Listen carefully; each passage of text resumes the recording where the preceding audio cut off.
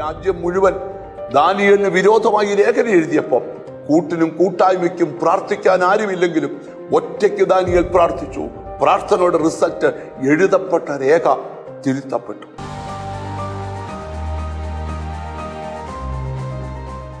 എല്ലാ മനുഷ്യരുടെയും ആഗ്രഹമാണ് തങ്ങളുടെ പ്രാർത്ഥനയും കണ്ണുനീരും ദൈവം കേൾക്കണമെന്നും പ്രാർത്ഥനയുടെ മറുപടി കൺമുമ്പിൽ ആമി ദൈവം വെളിപ്പെടുത്തി തരണമെന്നും സകല മനുഷ്യരും കൊതിക്കുന്ന ഒരു കാര്യമാണ്.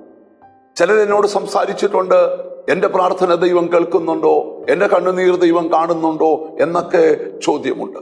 ഇവിടെ ഒരു രാജാവ് സർവശക്തനായ ദൈവത്തോട് പ്രാർത്ഥിച്ചപ്പോൾ ദൈവം കൊടുക്കുന്ന മറുപടിയാണ് ഇന്ന് നമ്മൾ ധ്യാനിക്കാൻ പോകുന്നത്.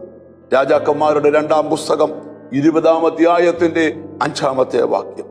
ഞാൻ നിന്റെ പ്രാർത്ഥന കേട്ടു, നിന്റെ കണ്ണുനീർ കണ്ടിരിക്കുന്നു, ഞാൻ നിന്നെ സൗഖ്യമാക്കും. ആ രാജാവ് പ്രാർത്ഥിച്ചത് ഒരു സൗഖ്യത്തിന് വേണ്ടിയാണ്. ആ രാജാവ് കരഞ്ഞത് ഒരു സൗഖ്യത്തിന് വേണ്ടിയാണ്.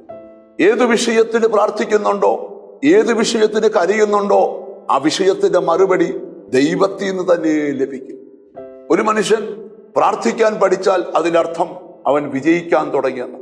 എത്ര പരാജയത്തിന്റെ പടുകുടിയിൽ വീണൊരു വ്യക്തിയും പ്രാർത്ഥിക്കാൻ പഠിച്ചാൽ അവൻ വിജയിക്കാൻ തുടങ്ങും. വേദപുസ്തകത്തിലെ എബേസ് എന്ന് പറയുന്ന ഒരു മനുഷ്യനുണ്ട്. അവനൊരു ദുഃഖപുത്രനാണ്, വ്യസനപുത്രനാണ്. ഇനി ഒരു ജീവിതത്തിൽ ഒരിക്കലും രക്ഷപ്പെടത്തില്ലെന്ന് അവനും അവന്റെ കുടുംബക്കാരും അവന്റെ ബന്ധുക്കളും എല്ലാം ഒരുപോലെ തീരുമാനിച്ചു പറയുമ്പോഴും അവൻ ഒറ്റയ്ക്ക് പ്രാർത്ഥിക്കാൻ തുടങ്ങി. വേദപുസ്തകം പറയുന്നു, അവൻ പ്രാർത്ഥിച്ച പോലെ ദൈവം അവന് ചെയ്തു കൊടുത്തു. പ്രാർത്ഥനയുടെ ഒരു പ്രത്യേകത, നീ എന്താഗ്രഹിച്ച് പ്രാർത്ഥിക്കുന്നുണ്ടോ, നീ എങ്ങനെ പ്രാർത്ഥിക്കുന്നുണ്ടോ, പ്രാർത്ഥിക്കുന്നത് പോലെ നിന്റെ പ്രാർത്ഥനയുടെ മറുപടി വെളിപ്പെടും.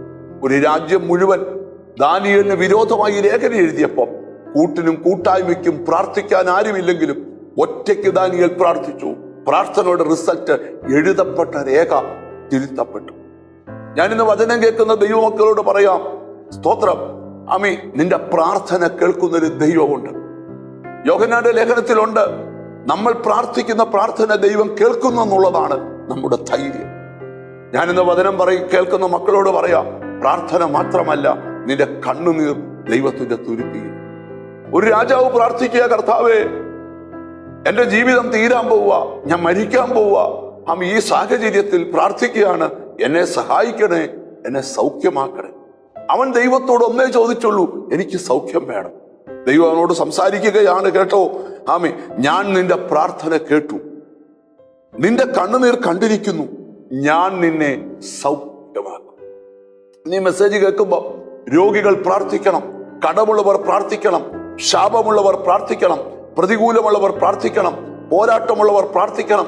ആര് പ്രാർത്ഥിക്കുന്നു അവനെയാണ് ദൈവം അനുഗ്രഹിക്കുന്നത്. നമുക്ക് ഒന്നിച്ചു പ്രാർത്ഥിക്കാം. കാരുണ്യവാനായ ദൈവമേ, സ്വർഗസ്ഥ പിതാവേ, ഞങ്ങളുടെ പ്രാർത്ഥന കേട്ട് കണ്ണുനീര് കണ്ട് മറുപടി തരുന്ന ദൈവം, കർത്താവിന് സ്തോത്രം. നിന്റെ ജനത്തിനു വേണ്ടി പ്രവർത്തിക്കണം. അവരുടെ രോഗാവസ്ഥ മാറണം, അവരുടെ ശാപാവസ്ഥ മാറണം, അവരുടെ ബന്ധനാവസ്ഥ മാറണം, അവരുടെ പരാജയാവസ്ഥ മാറണം.